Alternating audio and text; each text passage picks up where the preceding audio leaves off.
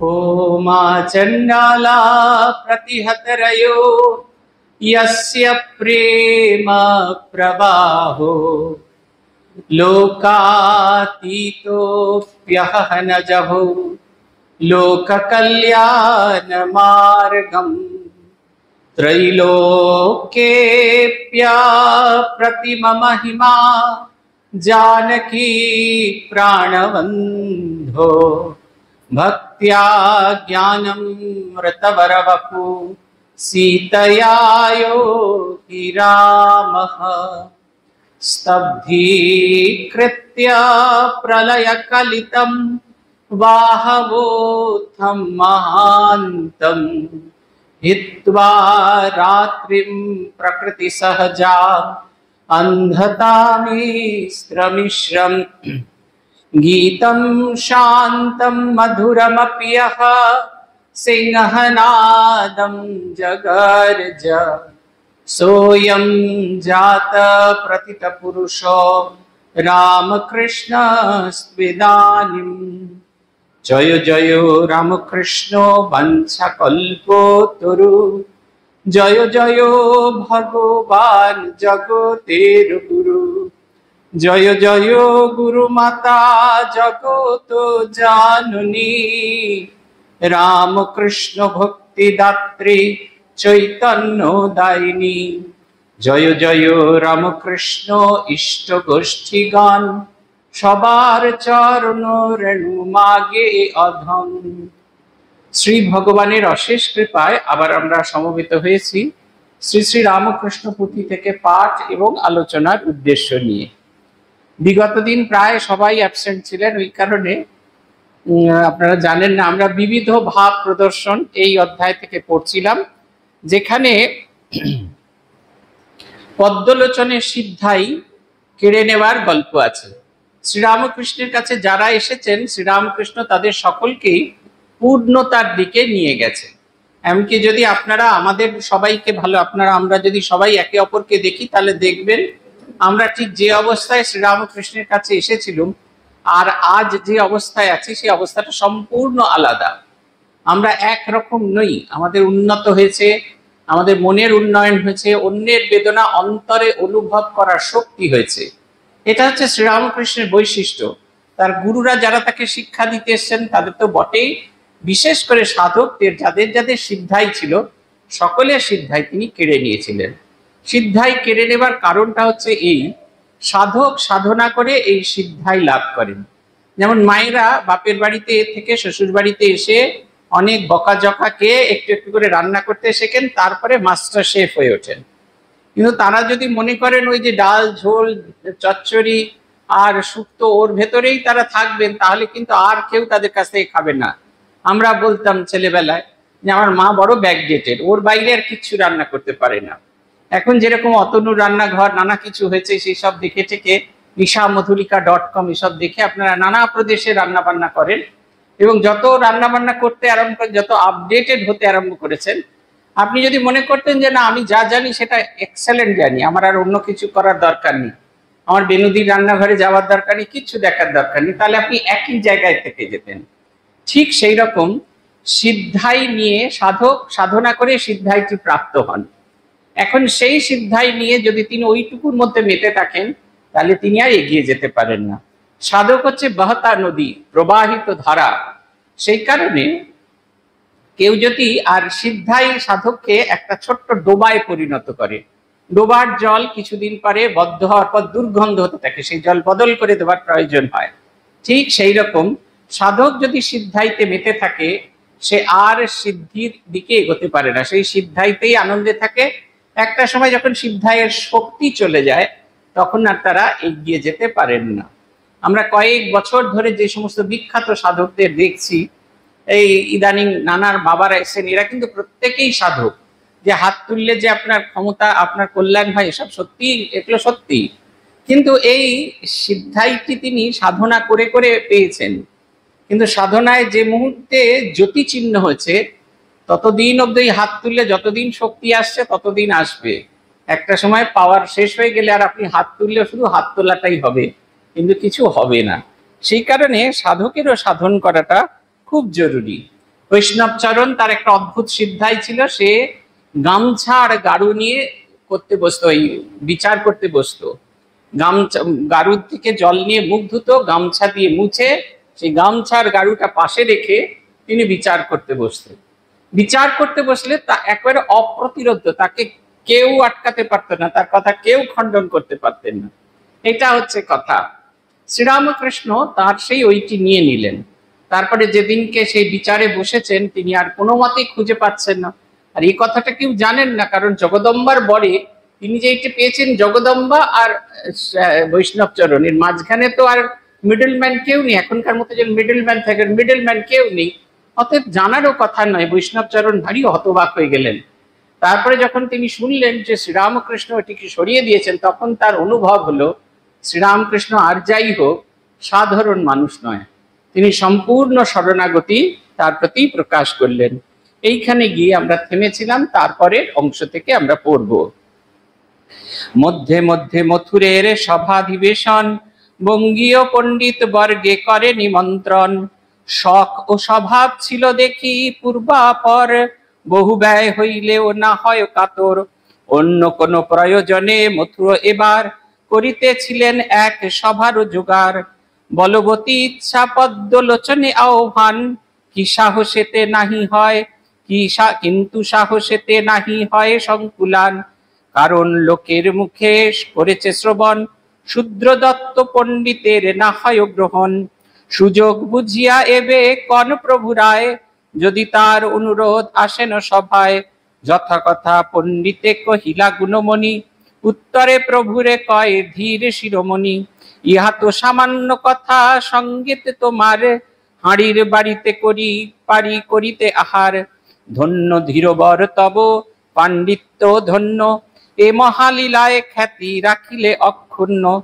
প্রাতঃস্মরণীয় তুমি তোমারও ভারতী, প্রাতঃসন্ধ্যা যদি কেহ করেন আবৃত্তি। শ্রীপ্রভু নিশ্চয় তাহে করিবেন পার, ভয়ঙ্কর ভব সিন্ধু অকুল পাথার। পণ্ডিতের মনস্বাদ মনেতে রহিল, দিনে দিনে অসুস্থতা বাড়িতে লাগিল। বিদায় লইয়া তবে অভয় চরণে, রক্ষা করিলেন দেহ গিয়া কাশী ধামে। এই অংশটা আমরা বিগত দিন পড়েছিলাম যে তিনি তখনকার দিনে এখন যেরকম সভা, এই যে শ্রাদ্ধাদি কর্ম হয়, উপনয়ন বিবাহ শ্রাদ্ধাদি যে কর্ম হয়, সেখানে ওই অনুষ্ঠানটা ইম্পর্টেন্ট নয়, খাওয়া দাওয়াটা খুব ইম্পর্টেন্ট। এখন দেখবেন এটা একটা নতুন ট্রেন্ড হয়েছে। আগে আমরা জানতাম মৎস্যমুখে 2-4 জন লোকজন আসেন, এখন মৎস্যমুখটাই প্রধান আর শ্রাদ্ধটা খুব অল্প হয়ে যায়। এখন শ্রাদ্ধতে 2-4 জন লোক আসে এবং সকলেরই কথা যে শ্রাদ্ধের অন্ন খাই না, কিন্তু মৎস্যমুখ সেটাও শ্রাদ্ধেরই অংশ। সেই ফিশ ফ্রাইটা খেতে আমাদের এতটুকু কষ্ট হয় না, তখন আমাদের দীক্ষিতদের কোনো রকম আপত্তি থাকে না, তখন আমাদের কোনো ভক্তির হানি হয় না। এটা একটা অদ্ভুত রকমের মজার ব্যাপার, এটা সর্বত্র প্রচলিত আছে। তা সেই রকম আগেকার দিনে এই সব অনুষ্ঠানে সভা ডাকা হতো। কিরকম সভা? বিভিন্ন পণ্ডিতদের ডাকা হতো, বিভিন্ন টোল থেকে পণ্ডিতরা আসতেন এবং পণ্ডিতরা এসে তারা গুরু শিষ্য সহ সব পণ্ডিতরা এসে উপস্থিত হতেন এবং শুধু ওইখানে নয়, বিশেষ একটি বিষয় নিয়ে তারা আলোচনা করতেন এবং একে অপরের সঙ্গে বাদানুবাদ করে একটা সিদ্ধান্তে আসতেন। এই যে এইখানকার চর্চা হতো, ব্রেনের চর্চা হতো। এখন যেরকম কোনো উৎসব হলে আমাদের ডিজে বাজতে থাকে, তখনকার দিনে ডিজে শরীরে বাজতো না, এইখানে বাজতো। ডিজের খুব অদ্ভুত ঘটনা আমার মনে আছে, 2000 এর আগে যে বিধানসভা নির্বাচন হলো, যেদিন ফল বেরিয়েছে সেদিন সন্ধ্যেবেলা আমি বসে জব করছি, আর একটা অদ্ভুত ধিক ধিক ধিক ধিক ধিক ধিক করে আওয়াজ হচ্ছে, ঘরের দরজা বন্ধ। আমি ভাবলাম আমার ওখানে একজন অতি সচেতন, স্বাস্থ্য সচেতন ব্রহ্মচারী আছে, সে বোধহয় রাত্রের অন্ধকারে ছাদে উঠে স্কিপিং করছে। তা আমি বললাম যে দেখো, ওকে স্কিপিং করতে বারণ করো, এই রাত্রিবেলা স্কিপিং করছে, কোথায় পড়ে টড়ে যাবে। আমার আরেকজন ব্রহ্মচারী বলে স্কিপিং করছে না, বাইরে ডিজে বাজছে। তখন ঘরের দরজা খুলে বাইরে বারান্দায় এলাম, দেখলাম ডিজে বাজছে, খেলা হবে খেলা হবে খেলা হবে। এত এত জোরে, অনেকটা দূর, তাও তার আওয়াজ এত আসছে মনে হচ্ছে বুকে লাগছে। অবশেষে বাধ্য হয়ে পার্টি অফিসে ফোন করতে হলো, যে দয়া করে আপনাদের অনেক খেলা হয়েছে, এবার এই খেলা হবেটা আমাদের এখান থেকে সরান, কারণ আমাদের 100 জন ছেলে আছে, তারা কিচ্ছু পড়াশোনা করতে পারছে না, ওই খেলা হবে করে নাচছেন। এই ছবিটা কিন্তু অন্যরকম ছিল তখনকার দিনে। একটা বিশেষ কিছু নিয়ে আলোচনা হতো। আপনারা দেখবেন শ্রীরামকৃষ্ণের জন্ম কথা আমরা বলেছি, সেই সময় বাল্যকালে তার একটা জায়গায় সীতানাথ পাইনের বাড়িতে একটি এরকম শ্রাদ্ধ সভায় পণ্ডিতদের মধ্যে মতভেদ হচ্ছিল। শ্রীরামকৃষ্ণ ছোট্ট বালক, তিনি এসে সেই মতভেদ দূর করে দিয়ে সিদ্ধান্ত বাক্য দিয়ে দিলেন। সবাই অবাক যে যে সিদ্ধান্ত বাক্যটা শাস্ত্রে আছে অথচ কারুর মনে পড়ছিল না, সেই সিদ্ধান্ত বাক্য এই ছোট ছেলে কেমন করে দিয়ে দিল। সবাই তাকে আশীর্বাদ করলেন এবং তাকে বললেন সে যেন বড় হয়। এই চলটা আগেকার দিনে ছিল, এখন ওই চলটা চলে গেছে, অতএব আমরা এই ছবিটা বলতে পারবো না। আগেকার দিনে মানুষের প্রচুর টাকা খরচ হতো এইসব সভা টভা ডাকার জন্য, কিন্তু তথাপি তারা করতেন যে মানুষ চলে গেছেন তার স্মরণে কিছু আলোচনা হোক, তাকে নিয়ে নয়, ভগবানের কথা কিছু আলোচনা হোক। এই রকম ভগবানের কথা আলোচনা হতো। মাঝে মাঝে মথুরা মোহন সভা ডাকতেন। তার একবার খুব ইচ্ছা হলো তিনি বৈষ্ণব চরণকে সভাতে ডাকেন, কিন্তু তার সাহস হলো না, কারণ বৈষ্ণব চরণ শূদ্র দত্ত, কোনো রকম কোনো কিছু গ্রহণ না, আর শূদ্রদের আহুত সভায় যেতেন না। তিনি শ্রীরামকৃষ্ণকে অনুরোধ করলেন। শ্রীরামকৃষ্ণের প্রতি তার এত ভক্তি ছিল, তিনি বললেন শুধুমাত্র ওই সভায় কেন, তুমি যদি যাও তোমার স্বামী হাঁড়ির বাড়িতে যেতে যাব। এই যে শাস্ত্রীয় পণ্ডিতের যে শাস্ত্র সিদ্ধান্ত একটা বর্মের মতো কাজ করে, শ্রীরামকৃষ্ণের উদার মলয় বাতাস এসে সেইটা ভেঙে চুরে তছনছ করে তাকে মুক্ত পাখির মতো করে দিয়েছে। সে এখন মুক্ত পাখির মতো উড়ে বেড়াতে পারে। পণ্ডিতের মনস্বাদ ছিল, ভীষণ স্বাদ ছিল যে তিনি যখন সুস্থ হবেন তিনি বর্ধমানে ফিরে যাবেন এবং বর্ধমানে ফিরে গিয়ে সবাইকে শ্রীরামকৃষ্ণের আধ্যাত্মিক শক্তির কথা বলবেন। তোমরা দেখো এরকম মানুষও এই যুগে জন্মায়। কিন্তু সে স্বাদ তার পূর্ণ হলো না, তিনি ধীরে ধীরে অসুস্থ হয়ে পড়লেন। তিনি পেটের অসুখে ভুগছিলেন এবং সেই পেটের অসুখে ভুগতে ভুগতে তার মনে হলো এবার তিনি শরীর ছেড়ে দেবেন। সেই কারণে ঠাকুরের কাছে বিদায় নিয়ে তিনি কাশীতে চলে গেলেন এবং কাশীতে গিয়ে তার শরীর চলে যায়। পুথিকার বলছেন, এ সময় কত লোক আসে দলে দলে, খেয়ে দুটি পাকা ফল পুনঃ যায় চলে। একবার প্রভু দেবে যে করে দর্শন, কতই না কত গেঠে পায়ে রত্নধন। এখন নানান ভাবে প্রভু গুণমণি, বিশেষিয়া শুনো মন অপূর্ব কাহিনী। কখনো হুঙ্কার করি, কখনো কভুক দিয়া করতালি হরিগুণ গান। কখনো হুঙ্কার করি শ্যামায় আহ্বান, আবেশে প্রবেশ কভু শ্যামার মন্দিরে। গান নানা ভাবে গীত সুমধুর স্বরে, গাইতে গাইতে প্রভু এতই উন্মত্ত, নুপুর বাঁধিয়া পায়ে করিতেন নৃত্য। কখনো রমণী বেশে সখীর মতন, অভয় শ্রীঅঙ্গে শ্যামার হয় চামর ব্যজন। নবনিমন্থন কবু লইয়া মন্থনী, শ্যামার বদনে দেন সদ্য যাতননী। কভু নানা রঙ্গ ঢঙ্গ বালকের প্রায়, শ্রীবদনে হাসি রাশি গালি দিয়া মায়। কখনো বা বাজে গাল শিব সন্নিধানে, ববম ববম বল মুখে ঘনে ঘনে। কখনো বা সমাধিস্থ যেন যোগেশ্বর, প্রশান্ত গভীর প্রশান্ত কান্তি যুক্ত কলেবর। দিয়া যেন দিয়া আত্মসুখ দেহে মন প্রাণ, করিতেছে জীবহিত বিশ্বহিত ধ্যান। শিবময় দয়াময় মঙ্গল নিধানে, যে দেখে যখন তার এই হয় মনে। পুথিকার বলছেন সে সময় নানা জন শ্রীরামকৃষ্ণকে দর্শন করতে আসতেন। ভারী সুন্দর কথা বলছেন। এ সময় কত লোক আসে দলে দলে, খেয়ে দুটি পাকা ফল পুনঃ যায় চলে। পাকা ফলটা খুব ইম্পর্টেন্ট। পাকা ফল কিরকম? আপনার গাছে সদ্য আম এলো, আপনি তাকিয়ে থাকতে থাকেন, তারপরে দেখছেন আম বড় হচ্ছে কিন্তু সেই সঙ্গে চোরের সংখ্যাও বাড়ছে। তখন আপনি কি করেন? আমগুলোকে তুলে ঘরে নিয়ে যান, কার্বাইড দিয়ে পাকিয়ে নেন। এই কাজটি আপনি করেন। ঠিক সেই রকম এই শ্রীরামকৃষ্ণ একবারে সিদ্ধ পূর্ণ অবস্থায় মানুষজন এসেছেন। তার নিজের কথায়, যখন ফুল ফুটবে তখন ভোমরা আপনা আপনি আসবে। যখন কেশবচন্দ্র তার সম্পর্কে লেখার কথা বললেন, যে কাগজে তিনি তার কথা লিখবেন, ঠাকুর বারবার নিষেধ করলেন, বললেন ফুল ফুটলে ভ্রমর আপনা আপনি আসবে। যেমন পদ্ম ফুল ফুটলে ভ্রমর দল তার মধ্যে এসে পদ্মমধু পান করে, ঠিক সেই রকম ভ্রমর দল অটোমেটিক্যালি আসবে এবং পদ্মমধু পান করবেন। এই অবধি ঠিক আছে, কিন্তু বলছেন যে তখন মানুষ আসতেন, নানা ভাবের মানুষ আসতেন। এই শ্রীরামকৃষ্ণের জীবন বর্ণনা যারা করেছেন তারা বলেছেন শাক্তদের মনে হচ্ছে তার মতো বড় শাক্ত আর জগৎ সংসারে নেই। যারা বৈষ্ণব তাদের মনে হচ্ছে তার মতো বৈষ্ণব নেই। যারা বেদান্তি তাদের মনে হচ্ছে এনার মতো বড় বেদান্তি আর নেই। প্রত্যেকের মনোমতো ভাব অনুযায়ী নিজেদের শ্রীরামকে পাকা ফল খাওয়া মানে নিজেকে সমৃদ্ধ করা। যত তার কাছে গিয়েছেন তত তারা নিজেরা সমৃদ্ধ হয়েছেন।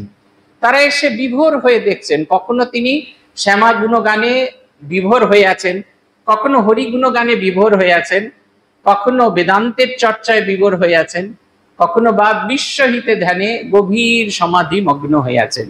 পুথিকার বলছেন যে কখনো বা সমাধিস্থ যেন যোগেশ্বর গভীর প্রশান্ত কান্তিযুক্ত কলেবর। কেমন দেখাচ্ছিল ঠাকুরকে যখন তিনি গভীর ধ্যানে মগ্ন হয়ে থাকতেন? অদ্ভুত এক প্রশান্তি। এই প্রশান্তির একটা ছবি আছে, দেখবেন ইদানিং আজকাল অনেকে কি সব বানাচ্ছে, যে ঠাকুরের দাঁত বেরিয়ে আছে, ঠাকুর এপাশ ওপাশ করে ঘুরছেন আর ইয়ে করছেন, খুব আনন্দ প্রকাশ করছেন। ওটা কিন্তু আনন্দ নয়। আপনারা যদি ভালো করে ছবিটির দিকে তাকিয়ে থাকেন তাহলে বুঝতে পারবেন প্রশান্ত যে কথাটা বলছে সে ছবিটা কিরকম। ভেতরে তার এত আনন্দ হচ্ছে, সেই আনন্দের প্রকাশ তার মুখ দিয়ে বেরিয়ে যাচ্ছে, যেটা আমরা ছবিতে দেখতে পাই। যে ছবিটি বারবার দেখতে দেখতে আমাদের ভেতরে আনন্দ আসে। শ্রীমায়ের ধ্যান মন্ত্রে বলা আছে, ধ্যায়েত চিত্ত সরোজস্থাম সুখাসিনম কৃপাময়ীম প্রসন্নবদনাম দেবীম দ্বিভুজাম স্থির লোচনম। আমার চিত্ত সরোজে, আমার হৃৎপদ্মে আমি মাকে ধ্যান করছি। মা কিরকম না, সুখাসিনম কৃপাময়ীম, সুখে বসে আছেন। এই যেমন এই মা বসে আছেন, এটা সুখাসন নয়, পায়ে টন করছে, ব্যথা, হাঁটুগুলো তুলে রেখেছেন, তারপরে একবার ডান পায়ে হাত বোলাচ্ছেন, বা পায়ে একবার, এটাকে সুখাসন বলা হয় না। যে আসনে বসে আমাদের একটু কষ্ট হয় না, মা দেখুন বসে আছেন, ওইটিকে সুখাসন বলছেন, ওইটাই তার সুখাসন। আপনার যদি চেয়ারে বসে সুখাসন হয় তাহলে সেটাই সুখাসন। যে অবস্থায় বসে আপনার এতটুকু কষ্ট পেতে হবে না। বলছেন কেমন তিনি সুখাসিনম কৃপাময়ী, কৃপা স্বরূপিনী তিনি, তার কাছে গেলে তার চোখ মুখ থেকে কৃপা ঝরে ঝরে পড়বে। প্রসন্ন বদনাম দেবীম দ্বিভুজাম স্থির লোচন। এই যে এইখানে যে শব্দটা ব্যবহার করেছেন প্রশান্ত, আর এই প্রসন্ন অবস্থাটি কিরকম হয় সেটি মা ঠাকুরনের মুখ দেখলে বুঝতে পারবেন। একটা অদ্ভুত আনন্দ, যেন সন্তান যা কিছু করছেন সবকিছুতে তার সায় আছে, অথচ যদি তার মধ্যে যেন একটা অদ্ভুত আনন্দ খুঁজে পাচ্ছেন, একটি স্বর্গীয় আনন্দে বিভোর হয়ে ডুবে আছেন।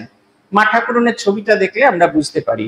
এই প্রশান্ত আর প্রসন্ন যে আমরা অ্যাডজেক্টিভ গুলো ব্যবহার করে থাকি, এগুলো যদি মা ঠাকুরন এবং ঠাকুরের ছবির দিকে তাকানো হয় তাহলে এর প্রকৃত অর্থ বুঝতে পারবো। তিনি যখন ধ্যান করতেন তখন এইরকম, এতটুকু নড়বড় না, একেবারে ধ্যানে যেন মগ্ন হয়ে আছে। আমার মনে আছে এই ঘটনা আমি বলেছি আগে, যে পূজ্যপাদ রঙ্গনাথানন্দজি মহারাজ 2005 সালে সন্ন্যাস দিচ্ছেন, সন্ন্যাস দিতে মন্দিরে এসেছেন। এইরকম একটা কাঠের চেয়ার, তাতে কোনো কুশন লাগানো নেই, এরকম কাঠের চেয়ারে মহারাজ বসে আছেন। যদি কেউ সন্ন্যাসের অনুষ্ঠান হচ্ছে, বিরজাহম হয়ে চলেছে, আর মহারাজ গভীর চোখ বন্ধ করে গভীর ভাবে ধ্যান করছেন। তারপরে একটা সময় এলো, মহারাজের কিছু কাজ আছে, ওই শিখা টিকা কাটবেন মহারাজ, আমার কাজ মহারাজকে ওই সময় সাহায্য করা। আমি গিয়ে সাহস করে বলতে পারছি না যে মহারাজ আপনি উঠুন, এখন এরা আসবে, ব্রহ্মচারীরা আসবে, শিক্ষা কাটতে হবে। এমন গভীর ধ্যানে মগ্ন হয়ে আছেন, মনে হচ্ছে চতুর্দিকটা, তার চারপাশটা যেন সেই ভাবে যেন একটা আবৃত হয়ে আছে, সেটাকে ভেঙে যেন আমি ঢুকতে পারছি না, আমাকে মনে হচ্ছে আমি অল্প প্রাণ। তারপরে ওনার সেবককে বলালো, সেবক গিয়ে মহারাজকে বলতে, মহারাজ আবার স্বাভাবিক, কিন্তু সে একটা অদ্ভুত ধ্যানচিত্র, মনে হচ্ছে এই পৃথিবীতেই তার মনটা নেই, তিনি যেন গভীর ধ্যানে মগ্ন হয়ে আছেন। একটা মানুষ, তাকে যেন কেউ একটা পাথরকে কেটে যদি একটা চেয়ারে বসিয়ে দিলে যেরকম হয়, ঠিক সেই রকম। এই যে বাহ্যিক যে চেতনা, এগুলো কখনো আমরা ওনার ভেতরে দেখিনি। গহনানন্দজি, আত্মস্থানন্দজি ছবিগুলো যতবার মনে পড়ে ততবার আনন্দ হয়। গহনানন্দজি আত্মস্থানজি মেঝেতে বসে দুজনে জপ করছেন, মনে হচ্ছে না পাশাপাশি বসে আছেন দুটো পাথরের মূর্তি। আমরা কত নড়াচড়া করছি, কত হেলদোল করছি, কিন্তু মহারাজরা যেরকম স্থির হয়ে বসে আছেন ঠিক সেই রকম। এই হচ্ছে একবারে ধীর স্থির প্রশান্ত মূর্তি, গভীর ধ্যানে মগ্ন, বিশ্বহিতে জগতের কল্যাণের জন্য তিনি সমস্ত চিন্তা করছেন। তিনি যেন ডুবে আছেন সেই ইষ্ট চিন্তায়। পুথিকার বলছেন যে তার নানা রকমের ভাব হতো, কখনো তিনি গিয়ে চামর ব্যজন করতেন, কখনো তিনি গিয়ে মায়ের সামনে একটুখানি ননি তুলে নিয়ে গিয়ে মায়ের মুখে দিয়ে মার সঙ্গে মজা করতেন, কখনো বা ছোট ছেলের মতো মাকে গালি দিতেন। এটা পুরোনো দিনের একটা ট্র্যাডিশন ছিল। আপনারা যারা গ্রাম বাংলায় যারা বড় হয়েছেন জানবেন, আগে মাকে তুই তুই করে সম্বোধন করা একটা স্টাইল ছিল বাবা মাকে, বিশেষ করে মাকে। আর গ্রামের ছেলেরা খুব খিস্তি কাস্তা দিত মাকে। এই ছোট ছেলে সে যখন বড় হয়ে যায় তখন আর এই জিনিসটা থাকে না, কিন্তু এগুলো ছিল। শ্রীরামকৃষ্ণ যেন ছোট শিশু হয়ে গেছেন, 24 বছরের দামড়া ছেলে, সে যেন একটা ছোট্ট বাচ্চা ছেলে হয়ে গেছে। মায়ের কাছে গিয়ে সে আদর করছে, মায়ের কাছে গিয়ে সে কথা বলছে। তার যে স্বরূপ সেটা সম্পূর্ণ তিনি বিস্তৃত হয়ে গেছেন। পুথিকার লিখছেন, বিষ্ণুর মন্দিরে কভু লয়ে রাধা শ্যাম, নানাবিধ ভাব হয় নানাবিধ জ্ঞান, নানাবিধ ভাব হয় নানাবিধ জ্ঞান, শ্যামার শ্রীঅঙ্গে শোভে যত অলঙ্কার, কারিয়া পড়ায় দেন শ্রীঅঙ্গে রাধার, করে কভুলয়ে পিতবাস মোহন বাসরি, নানা রঙ্গে রসভাস হয় ছড়াছড়ি, কখনো হইত তার অপরূপ খেলা, পিতল গঠিত মূর্তি লয়ে রাম লালা, রঘুবীর শ্রীপ্রভুর জীবন জীবন, স্বরগ্রামে রাম নাম কখনো কখন, কি মধুর রাম নাম শ্রীবদনে তার, তুলনায় কিছু নহে ভ্রমর ঝঙ্কার, ভাগ্য বলে বারেক যে শুনিয়াছে কানে, হৃদিতন্ত্রী বাঁধা তার আছে রাম নামে, কি প্রকারে বাধাতন্ত্রী বলা বড় দায়, স্মরণে দেহের শিরা রাম নাম গায়, জলে স্থলে জড় কি চেতন আছে যত, মনে হয় রাম নাম গায়ে অবিরত, দশ দিকে রাম নাম সতত কেবল, শ্রীবদনে রাম নাম শোনার এ ফল। পুথিকার বলছেন, কখনো তিনি বিষ্ণু মন্দিরে গিয়ে নানা রকম লীলা করতেন, ঠাকুরকে গান শোনাতেন, ঠাকুরকে যেন নিজেকে গোপী, নিজের ভেতর গোপী ভাব আরোপ করে ভগবানের সঙ্গে তিনি নানা রকম লীলা করতেন। এই ভাবটি তার মধ্যে কাজ করত। কখনো শ্রীমতী রাধার শ্রীকৃষ্ণের গায়ের সমস্ত অলংকার খুলে নিয়ে শ্রীমতী রাধাকে পরিয়ে দিয়ে আনন্দ, তাকে একেবারে অলংকার শূন্য করে দিয়ে রাধাকে অলংকারে পূর্ণ করে দিতেন, এই তার ভাব।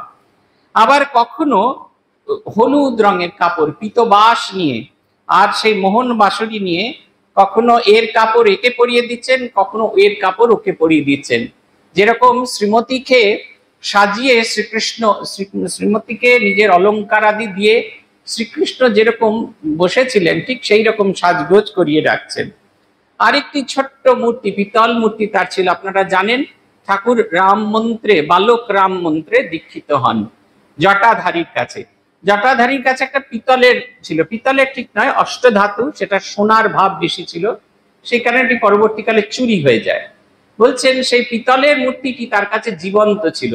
জটাধারী লক্ষ্য করলেন দীক্ষা নেবার পরে আর সেই শ্রীরামকৃষ্ণ, সেই রামলালা আর তার কাছে নেই। মূর্তিটা সিংহাসনে বসে আছে কিন্তু তার ভেতরে কোনো প্রাণ নেই। তিনি রামলালাকে খুঁজে ডাকতে গেলেন, গিয়ে দেখলেন সেই ছোট্ট ছেলে, সে যেন সেই শ্রীরামকৃষ্ণের সঙ্গে তার ঘরেতে লীলা করছেন এবং বলছেন তোমার কাছে আর থাকবো না, আমি এখন গদাইয়ের কাছে থাকবো। এই কত প্রিয়, ছোটবেলা থেকে জন্ম থেকে তাকে অর্চনা করছেন, পূজা করছেন, কিন্তু যখন তিনি বললেন যে তোমার কাছে আর থাকবো না, আমি এখন গদাইয়ের কাছে থাকবো, তখন সেই পিতলের বিগ্রহ জটাধারী শ্রীরামকৃষ্ণকে দিয়ে যান। অনেক বছর ঠাকুরের মহাপ্রয়াণের পরেও সেই পিতলের বিগ্রহটি ছিল। পরবর্তীকালে চুরি হয়ে যায়, যখন এটিকে উদ্ধার করা হয় ততক্ষণে সেই পিতলের বিগ্রহটি গলিয়ে ফেলা হয়েছে। আমাদের দেশে তো আমরা আমাদের ইষ্ট দেবতাকে গলিয়েও অর্থ সম্পদ চাই। আমার মনে আছে আমাদের পূর্বাশ্রমে রাধাকৃষ্ণ ছিলেন, রাধাকৃষ্ণের সোনার চোখ ছিল। প্রত্যেক বছর যখন পালা বদল হয়ে একজনের কাছ থেকে আরেকজনের কাছে যাওয়া যেত, দেখতাম যেরকম আগেকার দিনে মায়েরা মোটা করে কাজল করতেন, তারপরে এখন মায়েরা সব সরু সরু করে কাজল করেন, ওই রকম প্রত্যেকবার শ্রীকৃষ্ণের চোখের চতুর্দিকের যে সোনার যে চোখটা সেটা সরু হয়ে যেত, প্রত্যেকবার একটু একটু করে সরু হয়ে যেত। আমার মনে আছে একবার এরকম পালা যখন বদল হচ্ছে, আমাদের কাছ থেকে নিয়ে অন্য আরেকজনের কাছে যাচ্ছে, তাকে আমার ঠাকুমা বলছেন যে দেখিস বাবা, চোখেতে যেন একটু সোনা থাকে, তিনি যেন স্বর্ণ দৃষ্টি দিয়ে সকলকে দেখতে পান। প্রত্যেকবার এক এক পালাদারের কাছে যায়, একটু করে সোনা তার থেকে সরে যায়, এতে আমাদের কোনো কষ্ট হয় না। তার কারণ হচ্ছে বিগ্রহকে আমরা জীবন্ত বলে মনে করি না, আমরা একটা পাথরের মূর্তি বলে মনে করি বলেই আমাদের এই সমস্যাটা তৈরি হয়। বিগ্রহকে কখনো আমরা পাথরের মূর্তি বলে গ্রহণ করি না। পুথিকার বলছেন শ্রীরামকৃষ্ণের কাছে এই বিগ্রহ কেমন? রঘুবীর শ্রীপ্রভুর জীবন জীবন, এটা হচ্ছে পুঁথির একটা স্পেশাল বৈশিষ্ট্য। একই শব্দের দ্বিত্ব প্রয়োগ, আর দ্বিত্ব প্রয়োগের সময় দুটি অর্থে পাশাপাশি একই শব্দ দুবার বসছে। প্রথমটা হচ্ছে জীবন, আরেকটা হচ্ছে জীবন। একটা হচ্ছে তিনি তার সমস্ত, তাকে কেন্দ্র করেই তার জীবন, মানে তিনি তার মধ্যমণি। আরেকটা হচ্ছে তার নিজের জীবনের উৎকর্ষতা, সেটা রামলাল, যে রাম সাধন করেছেন রামলাল বিগ্রহটি সেই উৎকর্ষতা দেবার মালিক। একাধারে তিনি প্রভু, একাধারে তিনি আমার সখা, এই দুটি ভাব পাশাপাশি প্রকাশ করছে, অথচ একই শব্দের দ্বিত্ব প্রয়োগ। আপনারা দেখবেন এরকম সারা পুঁথি জুড়ে বহু জায়গায় একই শব্দ পাশাপাশি বসছে, কিন্তু দুটি পৃথক অর্থে ব্যবহার করা হচ্ছে। বলছেন কি মধুর রাম নাম শ্রীবদনে তার, তুলনায় কিছু নহে ভ্রমর ঝঙ্কার। ভাগ্য বলে বারেক যে শুনিয়াছে না কানে, হৃদিতন্ত্রী বাঁধা তার আছে রাম নামে। এখনকার মতো সেই আমরা যেরকম মোর্চার ভেতরে জয় শ্রীরাম করি, সে আগে বলা হতো কালো হাত ভেঙে দাও, গুড়িয়ে দাও। এখনো এরকম জয় শ্রীরাম শুনলে আমার মনে হয় ঠিক যেন ওইটিরই একই শব্দ ব্যবহার হচ্ছে, শুধু আগে হতো কালো হাত ভেঙে দাও, গুড়িয়ে দাও, এখন হচ্ছে জয় শ্রীরাম। ওভাবে রাম নাম না। বলছেন সে অপূর্ব রাম ধ্বনি, সে শোনা মাত্র মানুষের মন ধীরে ধীরে ধীরে ধীরে শান্ত হয়ে যায়। আমরা পূজ্যপাদ ভূতেশানন্দজি মহারাজের কাছে শুনেছি যে ঠাকুর সকালবেলা উঠে, ওরা মহাপুরুষ মহারাজের কাছে শুনেছিলেন যে ঠাকুর সকালবেলা উঠে সব তার ঘরে যে ছবিগুলো ছিল প্রত্যেকটি ছবির তলায় শ্রী গুরু গুরু হরি এই বলে তিনি হাততালি দিয়ে গান গাইতেন। বলছেন এমন মিষ্টি গলা ছিল ঠাকুরের, সেই গান শুনলে পাথর শুদ্ধ গলে যেত। বলছে যদি পাথরের স্ল্যাব করে থাকে সেটাও শুদ্ধ গলে যেত। তো চোর যে ভালো নয়, তার মন শ্রীরামকৃষ্ণের গলায় গলে যাবার কথা। বলছেন তার গলা এত মিষ্টি ছিল। পুথিকার বলছেন যে শুনেছে তার নাম তার স্মৃতি তার সারা জীবন থাকবে। পুথিকার এই পুঁথিতেই তার প্রথম দর্শনের একটি ঘটনা বর্ণনা করেছিলেন। সেখানে শ্রীরামকৃষ্ণদেব গান গাইছেন, যাদের হরি বলতে নয়ন ঝরে তারা দুভাই এসেছে। এই গান যখন গাইছেন, সে গানের সুর আর তার সঙ্গে শ্রীরামকৃষ্ণের নাচ, পুথিকার বলছেন যেটা একবার দেখেছে তার যদি এবারে শরীর চলে যায়, এই সুখস্মৃতি তার পরবর্তী জন্ম অবধি ক্যারিড ফরওয়ার্ড হবে। আপনারা যারা অ্যাকাউন্টস করেন তারা দেখবেন এই পাতায় সব অ্যাকাউন্টস করে নেওয়ার পর আমরা লিখি balance CF, balance carried forward, আবার পরের পাতায় গিয়ে ব্যালেন্স BF, ব্যালেন্স ব্রট ফরওয়ার্ড। ঠিক সেই রকম যেন সুখস্মৃতি ক্যারিড ফরওয়ার্ড, সুখস্মৃতি ব্রট ফরওয়ার্ড। বলছেন আমাদের সব স্মৃতি চলে যাবে, কিন্তু এই সুখস্মৃতিটা থাকবে। এটি পরবর্তী জন্ম অবধি, আনন্দের স্মৃতি আমাদের পরবর্তী জন্ম অবধি থাকবে। পুথিকার বলছেন কবু বৈতান্তিক সনে বেদান্ত বিচার, কখনো বা সমাধিস্থ জড়েরও আকার, যতেক ইন্দ্রিয় কাজে দিয়েছে জবাব, সকলের মূল নারী তাহারও অভাব, কিন্তু ফুল মুখপদ্ম অতি সুশোভন, খেলে তায় শারদীয় চাঁদেরও কিরণ, কভু বৈষ্ণবের সঙ্গে কৃষ্ণ গুণগান, কখনো ভাঙিয়া কন গীতাদি পুরাণ, গুণত্রয় ভেদে ভক্তি ভাবেরও পার্থক্যে, কিভাবে কাহার গতি কি হেতু অনৈক্যে, ভক্তিভাব পঞ্চভাব লক্ষণ তাহার, সাধক ভজক অনুরাগী কি প্রকার। পুথিকার বলছেন কখনো বেদান্তির সঙ্গে বেদান্ত চর্চা করছেন। কিরকম? বলছেন এই বেদান্ত চর্চা করতে করতে কখনো তিনি জ্বরের আকারে সমাধিস্থ হয়েছেন। জ্বরের আকার মানে বাইরের যে প্রাণের স্পন্দন কিছু নেই। ঠাকুরের ডাক্তার, তিনি ঠাকুরের চোখে হাত দিয়ে দেখেছিলেন যে আমরা যেরকম চোখে হাত দিলে চোখ বন্ধ করে ফেলি, ঠিক সেই রকম তার চোখে হাত দিচ্ছেন, তার কোনো রকম প্রভাব পড়ছেন না, তিনি যেন একেবারে নিষ্পন্দ হয়ে গেছেন। বলছেন এই রকম শ্রীরামকৃষ্ণের কাছে এইটা একটা খুব শেখার জিনিস। যখন যে ভাবটি করছেন, যখন যে ভাবটি সাধন করছেন, তার মধ্যে এমন ভাবে ডুবে আছে যে আর কোনো ভাব তাকে আর স্পর্শ করছে না। আমাদের ঠিক উল্টোটা হয়। আমরা যখন জপ ধ্যান করি তখন ভাবি যে কতক্ষণে জপ ধ্যান শেষ হবে, আর গিয়ে কখন বাজারে গিয়ে ইলিশ মাছের মাথা পুঁই শাকের ডাঁটি নিয়ে আসবো।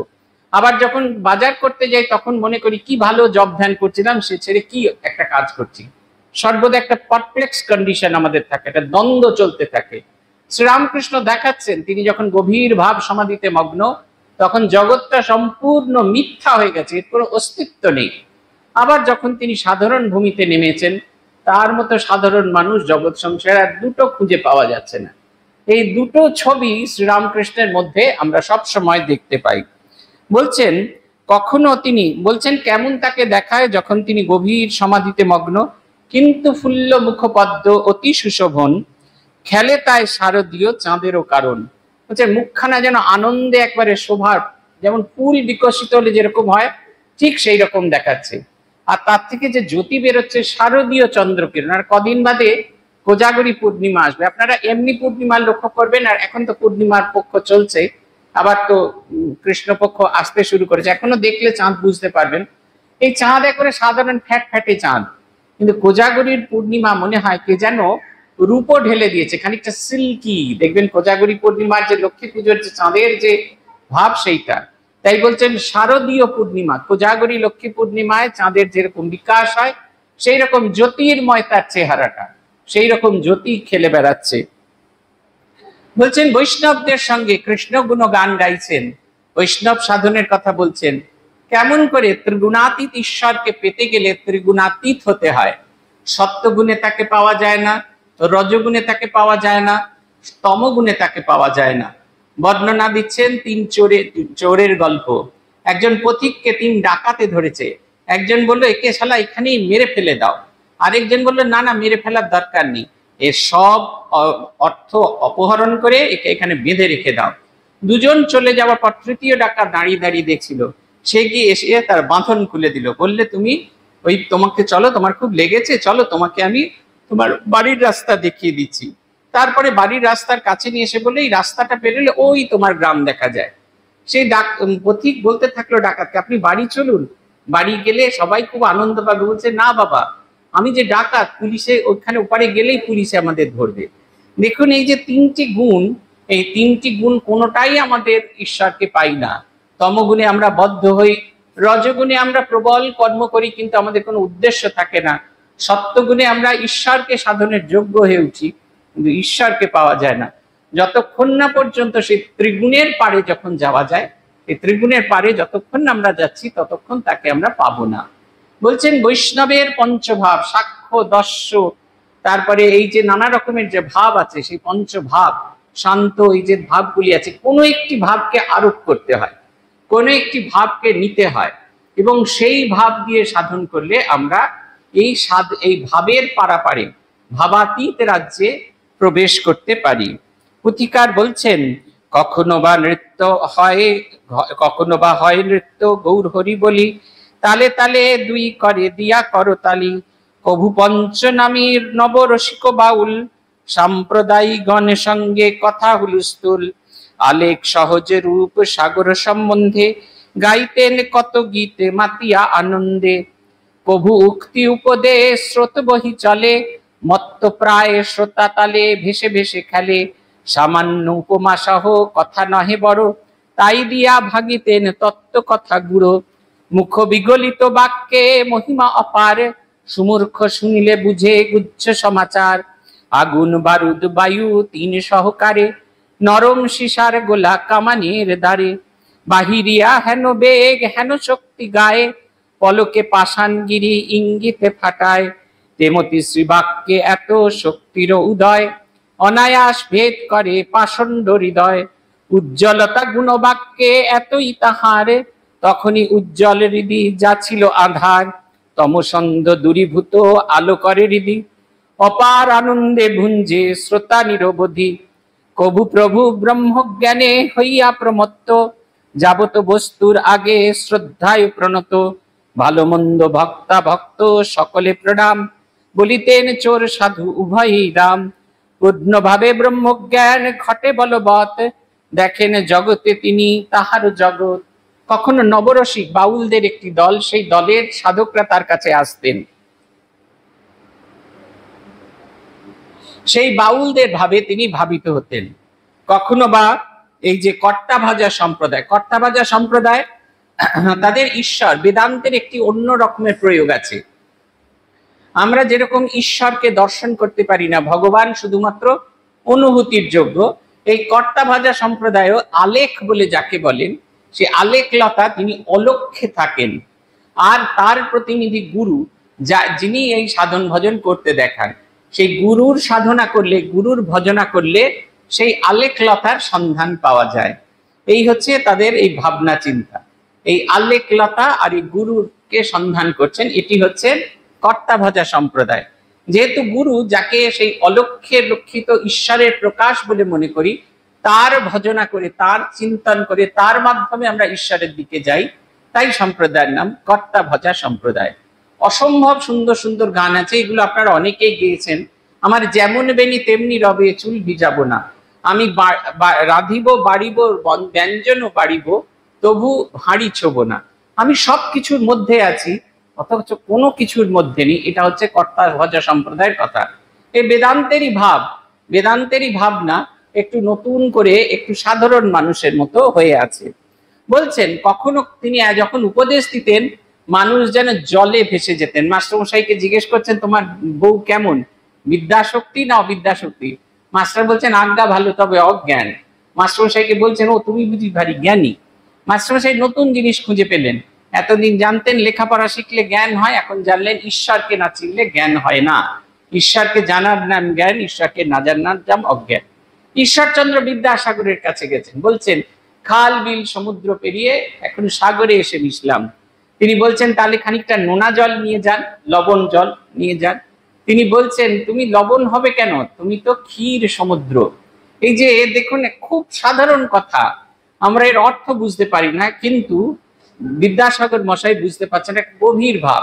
খাল বিল নালা মানে ছোট ছোট সাধক, অনেক রকমের সাধক দেখতে এসে মহাসাধকের সঙ্গে দর্শন হলো। সাগর হচ্ছে মহাসাধক, যার কুল কিনারা খুঁজে পাওয়া যাচ্ছে না।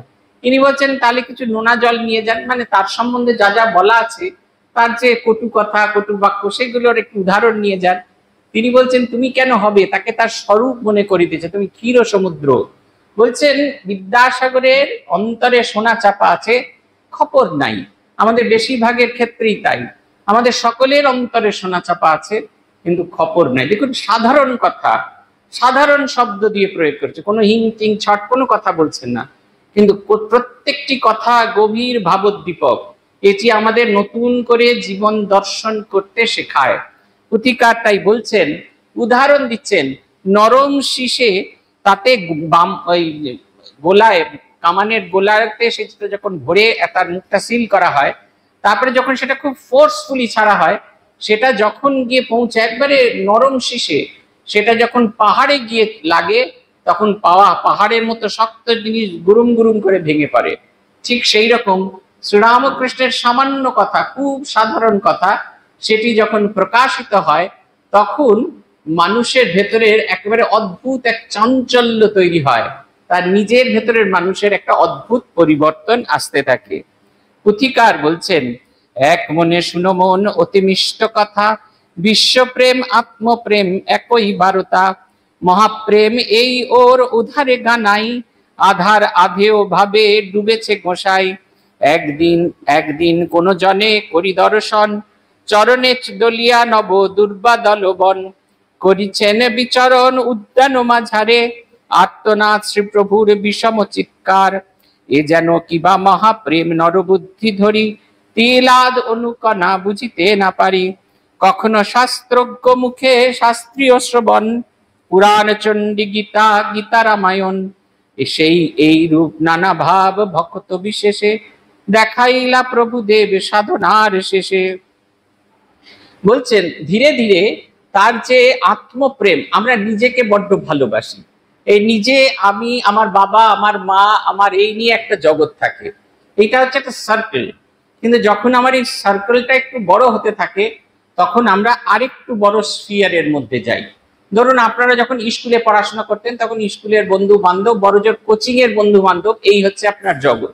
মাস্টারমশাইরা হলেন আমাদের কাছে এনসাইক্লোপিডিয়া, বাইরের যে অজানা পৃথিবীটাকে তারা আমাদের সামনে এসে এনে হাজির করতেন। তারপরে আস্তে আস্তে যখন বড় হতে থাকলেন, এই গুগল নিতে থাকলেন, ফেসবুক নিতে থাকলেন, মোবাইল ফোন ব্যবহার করতে, ইন্টারনেট ব্যবহার করতে থাকলেন, বাইরের এই বিরাট পৃথিবীটার কখন আপনি একটা অঙ্গ হয়ে গেছেন। দেখুন আপনার স্ফিয়ারটা বাড়তে আরম্ভ করেছে। ঠিক সেই রকম মানুষ যখন নিজের নিজের পরিবারের বাইরে, তার এই যে স্ফিয়ারটার বাইরে অন্যজনদের আত্মজন বলে মনে করেন, তখন অন্যের বেদনা আমার হৃদয়কেও স্পর্শ করে যায়। স্বামীজির জীবনের একটি গল্প আছে। স্বামীজির শরীর চলে যাবার খানিক দিন আগে স্বামীজি একদিন রাত্রিরে নিদ্রাহীন অবস্থায় বারান্দার মধ্যে হাঁটছেন। হরিপ্রসন্ন মহারাজ স্বামী বিজ্ঞানানন্দজি দেখছেন, তিনি ভাবছেন স্বামীজির শরীরে তো নানা ব্যাধি, কিছু কষ্ট হচ্ছে, সেই কারণে স্বামীজি ঘুমোতে পারছেন না। বলছেন, স্বামীজি আপনি ঘুমোচ্ছেন না কেন, কিছু কষ্ট হচ্ছেন? বলছেন, না, কোথাও একটা খুব বড় ধরনের কিছু দুর্ঘটনা ঘটে গেছে, বুকের কাছে চাপ অনুভব করছি, তাই ঘুমোতে পারছি না। তখনকার দিনে তো ইন্টারনেট ছিল না, এরকম সঙ্গে সঙ্গে খবর আসতো না। দুদিন বাদে খবর হলো কোনো একটা জায়গায় ভূমিকম্প হয়েছে, প্রচুর মানুষ মারা গেছেন। এই ভারতবর্ষের একটা ছোট্ট গেঁয়ো প্রদেশ বেলুড়, আর কোথায় সেই বিদেশ, এই এত দূরের তরঙ্গ তার সাথে মিলছে। ঠাকুরের কথা বলছেন যে একজন লোক দক্ষিণেশ্বরের মন্দিরে ঘাসের ওপর দিয়ে হেঁটে যাচ্ছে, শ্রীরামকৃষ্ণের বুকে খুব কষ্ট হচ্ছে, তিনি আর্তনাদ করছেন, মনে হচ্ছে তার বুকের ওপর দিয়ে কেউ হেঁটে যাচ্ছে। গঙ্গার তীরে দুই মাঝি একে অপরের সঙ্গে ঝগড়া করছে, ঝগড়া করতে করতে এক মাঝি আরেক মাঝির পিঠে সপাটে একটা থাপ্পড় মেরে দিলেন। ঠাকুর চিৎকার করছেন, হৃদয়রাম এসে দেখছেন ঠাকুরের পিঠে 5 আঙুলের দাগ বসে গেছে। ঠাকুর বলছেন, হৃদয় বলছেন, মামা তোমাকে কে মারলো, একটু বলো দেখি নাম, তার আমি দেখিয়ে দিচ্ছি মজা। শ্রীরামকৃষ্ণ বলতে পারছেন না, কারণ ওই গঙ্গার মাঝখানে সেখানে মারামারি হচ্ছে, তার প্রকাশ তিনি তার মধ্যে দেখছেন। এই যে আমাদের যত দেখবেন, যে আমরা যত নিজেদের আপন থেকে বাইরে বেরোতে থাকবো, দেখবেন জগৎ সংসার আমাদের আপন হবে। রবীন্দ্রনাথ লিখছেন না, আপন হতে বাহির হয়ে বাহিরে দাঁড়া, বুকের মাঝে বিশ্ব লোকের পাবি সারা। ওই যে বিপুল ঢেউ লেগেছে তোর মাঝেতে উঠুক নেচে, সকল পরাণ দিক না নাড়া, বাইরে দাঁড়া। আপন হতে বাহির হয়ে বাইরে দাঁড়া। আমরা বলি না সকলের ব্যথা অনুভব করার চেষ্টা করি, হয় না। কেন হয় না? তার একটাই মূল কারণ, তার কারণ হচ্ছে আমরা নিজেদের বাইরে গিয়ে আর অন্য কিছুই ভাবতে পারি না। নিজেদের বাইরে গিয়ে আর আমরা অন্য কোনো কিছুর কথা চিন্তা করতে পারি না। এটা যখন চিন্তা করতে পারবো, এই জগৎটা খুব সুন্দর হবে। শুধু আমি ভালো থাকবো না, আমার আশপাশের সবাই ভালো থাকবে। এই ভালো থাকাটা একটা যেন একবারে সেই রোগের মতো আমাদের সকলের ভেতর যেন সেটি সঞ্চারিত হতে থাকে। পুথিকার বলছেন, এইবার মনে তার হইল স্মরণ, যাবতীয় সাঙ্গ পাঙ্গ পারিষদগণ, রোদন করেন কত বসিয়া নির্জনে, একে একে স্মরণ যত অন্তরঙ্গ গণে। সন্ধ্যাকালে শাঁখ ঘণ্টা বাজিলে মন্দিরে, তাড়াতাড়ি উঠিতেন ছাদের উপরে, উচ্চ ঈশ্বরে ডাকিতেন প্রিয় ভক্তগণে, আর কে কোথায় আছি আমি, আর কে কোথায় আমি আছি এইখানে, মতুর এত শুনি প্রভু দেবে কন, কই বাবা কোথা আছে তব ভক্তগণ, কেন নিত্য নিত্য ডাকো এত কষ্ট করি, একা আমি হাজার ভক্তের বল ধরি, যদি কেহ থাকে বাবা অনহ সত্তর, রাখিয়া পরম যত্নে মাথার উপর, ভক্তগণে প্রভুর অদ্ভুত আকর্ষণ, টানে প্রিয় সখা বায়ু আগুন যেমন, বাহ্যিক দর্শনে একা বহ্নি শিখা জলে, গোপনে পবনে ডাকে কৌশলের কালে, সে কলে কৌশলাঙ্গিত মানুষে না যায়, উপমায় চুম্বক যা লোহায় যেন টানে, অলক্ষিতে আকর্ষণ দেখিবারে নাই, ভক্তগণে হেন টানে হেন টানে টানেন গোসাই। পুথিকার বলছেন, মাঝে মাঝে তার মনে হতে থাকলো এই যে উদার ভাব, এই যে সাধন দিয়ে গেলেন তিনি, জগৎকে ধারণ করবার লোক কোথায়, আগামী প্রজন্ম সে না এলে কাকে দিয়ে যাবেন তিনি? তাই তিনি কুঠি বাড়ির ছাদে উঠে সেইখানে গিয়ে ডাকতেন, ওরে তোরা কে কোথায় আছিস আয়। আমাদের সৌভাগ্য হয়েছিল যখন কুঠি বাড়ি সারানো হচ্ছিল, তখন কুঠি বাড়ির দর্শন করার জন্য, ভালো করে দেখার জন্য অরিজিনাল ফর্মে, কারণ অনেক ডিফর্ম হয়ে গেছে তো, সে অরিজিনাল ফর্মে ফিরিয়ে আনার আগে ভাঙাচুরা যখন হয়েছে তখন দেখানোর জন্য একবার ডাকা হয়েছিল। বেলুড় মঠ থেকে আমরা গেছিলাম। প্রথম যে জিনিসটা দেখানো হয়েছে এটা নীলকণ্ঠ সাহেবদের বাড়ি, কুঠি বাড়ি নীলকুঠি। সেইখানে একটা সুড়ঙ্গ ছিল, এখন যেখানে 4টে সিঁড়ি দিয়ে উঠে গিয়ে আপনারা পড়ছেন, ওইখানে সুড়ঙ্গটা শুরু। সুড়ঙ্গর মাথায় কাঠ দিয়ে ঢাকা ছিল, তার উপর সিমেন্টের মেঝে করা ছিল, সিমেন্ট নয় ওই ইট চুন সুরকি লাল রঙের মেঝে করা ছিল। যে মুহূর্তে মেঝে ভাঙা হয়েছে তখনই সেই সুড়ঙ্গটা দেখা ধীরে ধীরে ধীরে ধীরে নেমে যাচ্ছে, এবং ওরা পুরনো নকশা দেখে যা মনে করছিলেন ওইখান থেকে নেমে গিয়ে সোজা বকুলতলার ঘাটে পালানোর জন্য ব্যবস্থা। সুড়ঙ্গটা একেবারে বন্ধ করে দেওয়া হলো। সুড়ঙ্গটা বন্ধ করে দেওয়া হলো কারণ ভেতরে খুব সাপের উৎপাত আছে, ওইটি দেখা হলো। ঠাকুর যে ঘরটিতে থাকতেন, ওই গঙ্গার দিকে মুখ করা যে ঘর, যেখানে তার দর্শন হয়েছিল সেই শ্বশ্রুধারী পুরুষের, সেই ঘরটি আমরা দর্শন করলাম। কিন্তু সবচেয়ে আকর্ষণীয় সেই সিঁড়িটা, সেই ছাদে ওঠার যে সিঁড়ি, আপনারা বিশ্বাস করবেন কিনা জানি না, আমার কিছুতেই সাহস হলো না ওইটাতে পা দিয়ে ছাদে উঠি। মনে হচ্ছে ওর সমস্তটুকু দিয়ে যেন শ্রীরামকৃষ্ণের ভাব যেন মাখামাখি হয়ে আছে। আপনারা যেন বাটার টোস্ট খান, বাটারটা প্রথমে, এই টোস্টটা প্রথমে গরম করে, তার উপর নরম বাটারটা দিয়ে মুড়ে দেন, বাটার ধীরে ধীরে পাউরুটির মধ্যে প্রবেশ করে, পাউরুটির উপর তার কোনো অস্তিত্ব থাকে না, কিন্তু যখন আপনারা খান সুস্বাদু মনে হয়। ঠিক সেরকম শ্রীরামকৃষ্ণের আহ্বান যেন সিঁড়ির সর্বত্র মাখামাখি হয়ে আছে, যেন মনে হচ্ছে এখনো সেই দিব্য আহ্বান চলেছে, ওরে তোরা কে কোথায় আছিস আয়। শ্রীরামকৃষ্ণের এই আহ্বান দিনের পর দিন শুনতে শুনতে মথুরানাথ, তিনি তো সাধারণ মানুষ, তিনি বলতেন, বাবা তোমার ভক্তেরা কই, তারা কোথায়, তাদের আসতে বলো, তারা এলে তাদেরকে আমি মাথায় করে নিয়ে রাখবো। শ্রীরামকৃষ্ণের এই আহ্বান যে কত সুদূর প্রসারী বোঝার উপায় তো মথুরানাথে ছিল না। তাই তার মনে হতো তিনি বোধহয় 2, 5, 6টা লোককে ডাকছেন, বোধহয় কাছে ডেকে নিয়ে আসেন, তা কিন্তু নয়। বলছেন যদি তা না হয় আমি একাই 1000 ভক্তের সমান, আমি একাই তোমার 1000 ভক্তের সমান, তোমার নাই বা এলো। তিনি 1000-এর কথা চিন্তা করছেন। আজ সারা পৃথিবী জুড়ে তার কোটি কোটি ভক্ত, এইটি যে হবে এটির কথা তিনি কখনো চিন্তা করেননি। পুথিকার বলছেন যে কল কৌশলাঙ্গিতে মানুষ না জানে, উপমায় চুম্বক লোহায় যেন টানে, অলক্ষিতে আকর্ষণ টানিবারে নাই, ভক্তগণে হেন টানে টানেন গোসাই। বলছেন কোনো একটা জায়গায় যদি খুব শক্তিশালী চুম্বক বসানো হয়, কিচ্ছু করতে হবে না, চুম্বককে বলতে হবে না আজা আজা, এরকম বলতে হবে না, যেখানে যত লোহার জিনিস আছে সব সেই চুম্বকের গায়ে এসে আটকে যাবে। শ্রীরামকৃষ্ণ সেই রকম সেই শক্তিশালী চুম্বক, তিনি জগতের কাছে তার দিব্য আকর্ষণী ক্ষমতাটি উপস্থিত করে গেলেন। সে আকর্ষণ অনুভব করছে, সেই বলয় যে আসছে সে তার সেই দিব্য আকর্ষণ অনুভব করছে, সে যে বলয়ের লোক নয় তারও সেই আকর্ষণ অনুভব করছেন। পুথিকার বলছেন যেমন শ্রী প্রভুদেব গুপ্ত অবতার, তেমতি শ্রীগুপ্ত যত ভক্ত তাহার, কাদামাটি মাখে দেখে মহা আবরণে, রেখেছেন প্রভুদেব পরম গোপনে, অদ্ভুত প্রভুর লীলা দেখে দুলে মন, ভক্ত সংযটন কাণ্ডে পাবে বিবরণ। এটা একটা অধ্যায় আছে 4th খণ্ড, ভক্ত সংযটন। শ্রীরামকৃষ্ণের ভক্তরা একে একে তার কাছে আসছেন। বলছেন শ্রীরামকৃষ্ণ যেমন নিজে গোপন থাকতে ভালোবাসতেন, ঠিক সেই রকম তার ভক্তদেরও তিনি গোপন করে রাখতেন, কাদা মাটি মাখিয়ে রেখেছেন। আমরা কালকেই বলছিলাম গিরিশচন্দ্র ঘোষের গল্প। গিরিশচন্দ্র ঘোষ শ্রীরামকৃষ্ণ যেমন 3টি অলংকার ধারণ করে এসেছিলেন, একটা দারিদ্রের অলংকার, একটা হচ্ছে পরাধীনার অলংকার, একটা নিরক্ষরতার অলংকার। এই 3টি অলংকার ধারণ করে এসেছিলেন, যে কারণে তার দিকে কেউ ফিরেও তাকাতো না, তিনি নিঃশব্দে কাজ করে যেতেন। ঠিক সেই রকম গিরিশ ঘোষও তার মতো 3টি অলংকার ধারণ করে 3টি কালি মেখে এসেছিলেন। একটা হচ্ছে বেশ্যাশক্তি, আরেকটা হচ্ছে সুরাশক্তি, আছে নটবর। নটবর মানে ফ্লার্টিং, মহিলাদের দেখলে কেউ কেউ কোন রকম পুরুষরা ফ্লার্ট করতে থাকে না, ঠিক সেরকম ফ্লার্টিং, নটবর। তার এই 3টি অ্যাটিটিউড ছিল, যে কারণে ভদ্র পরিবারের মানুষজন তাকে কেউ পাত্তা দিত না। বলছেন শ্রীরামকৃষ্ণ যেন তার গায়ে এই 3টে কালিমা লাগিয়ে তাকে নির্জনে রেখে দিয়েছিলেন, সময় মতো তাকে বার করবেন, তার কালিমা অপনোদন করবেন, তাকে দিয়ে লীলা করাবেন।